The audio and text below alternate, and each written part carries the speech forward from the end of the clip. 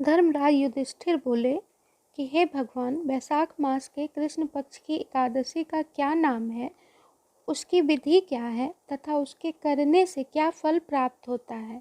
आप विस्तार पूर्वक मुझसे कहिए, मैं आपको नमस्कार करता हूँ। श्री कृष्ण कहने लगे, हे राजेश्वर, इस एकादशी का नाम वरुथनी है। यह सौभाग्य देने वाली, सब पापों को नष्ट करने वाली तथा अंत में मोक्ष देने वाली एकादशी है। अभिवादन मित्रों, तो आज हम लोग वरुथनी एकादशी व्रत के बारे में बात करने जा रहे हैं। इस व्रत के क्या विधान है, इसकी क्या व्रत कथा है तथा इस दिन वो कौन कौन से विशेष कार्य हैं जो हमें करने चाहिए और वो कौन कौन से विशेष कार्य हैं जो हमें नहीं करने चाहिए। आज हम लोग इसी बारे में बात करेंगे। उम्मीद करती हूँ आप लोगों को ये वीडियो बहुत पसंद आएगी, और अगर आप लोगों को ये वीडियो अच्छी लगती है तो कृपया मेरे चैनल को लाइक करें, सब्सक्राइब करें, शेयर करें, कमेंट करें। और आप लोगों से ये विनम्र आग्रह है कि इस वीडियो को अंत तक ज़रूर देखें। और कोरोना के इस महामारी के दौरान आप लोग घर पर रहें, सुरक्षित रहें और दिन भर में 8 से 10 बार हाथ धोएं, सैनिटाइज़र का प्रयोग करें और 2 गज की दूरी बनाकर रखें, क्योंकि इस महामारी के दौरान सावधानी ही सबसे बड़ी सुरक्षा का उपाय है। और भगवान की वार्ता में अपना दिन गुजारें, इससे आपको अनंत कोटि पुण्य फल का लाभ भी होगा। और इसमें तो मैं आप लोगों की सहायता कर ही रही हूँ।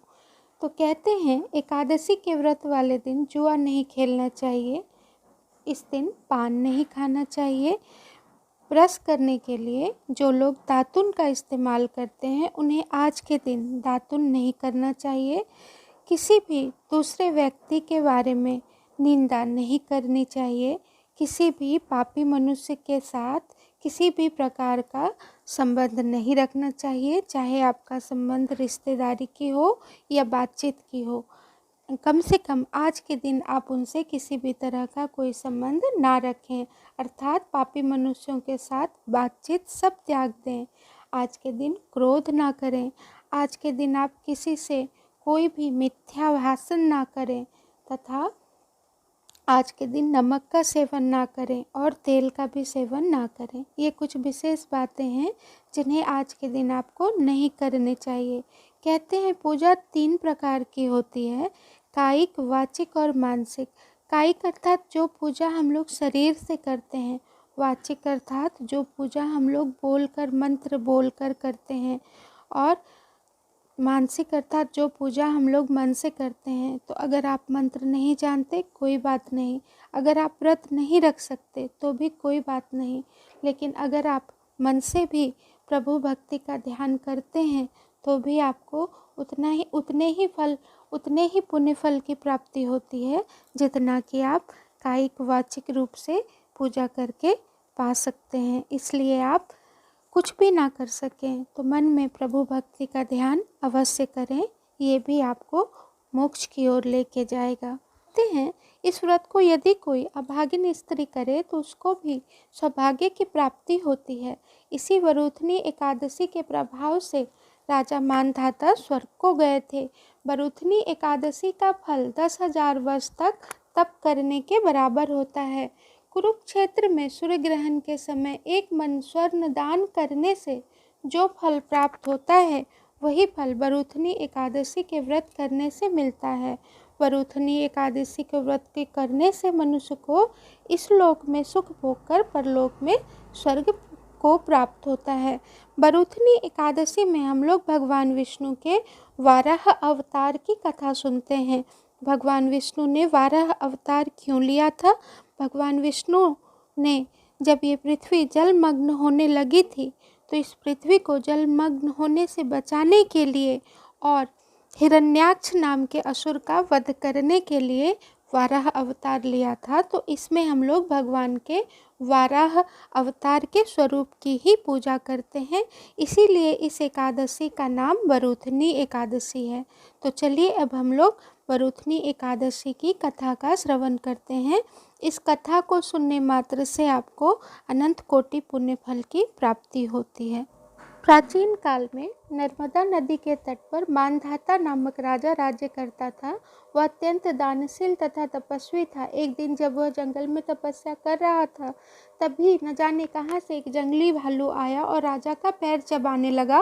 राजा पूर्ववत अपनी तपस्या में लीन रहा। कुछ देर बाद पैर चबाते चबाते राजा को घसीट कर भालू पास के जंगल में ले गया और राजा बहुत घबराया, लेकिन धर्म के अनुकूल उसने क्रोध और हिंसा ना करके भगवान विष्णु से प्रार्थना की। करुणा भाव से भगवान विष्णु को पुकारा। उसकी पुकार सुनकर भगवान श्री हरि विष्णु प्रकट हुए और उन्होंने चक्र से भालू को मार डाला।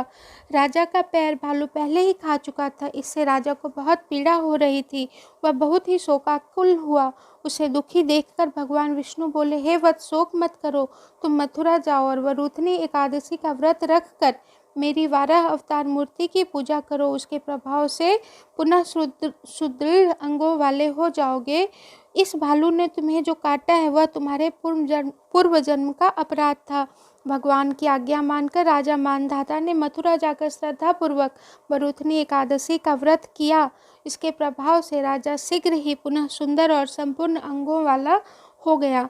इसी एकादशी के प्रभाव से राजा मानधाता स्वर्ग को गए थे। जो भी व्यक्ति भय से पीड़ित है, उसे वरुथनी एकादशी का व्रत रख कर भगवान विष्णु के 12 अवतार का पूजन करना चाहिए, भगवान विष्णु का स्मरण करना चाहिए। इस व्रत को करने से समस्त पापों का नाश होता है और मोक्ष की प्राप्ति होती है। तो ये वरुथनी एकादशी की व्रत कथा थी, जिसे मैंने आप लोगों को सुनाया और आप लोगों ने श्रवण किया। इससे आपको भी पुण्य फल की प्राप्ति होगी और मुझे भी। उम्मीद करती हूँ आप लोगों को ये वीडियो ज़रूर पसंद आई होगी।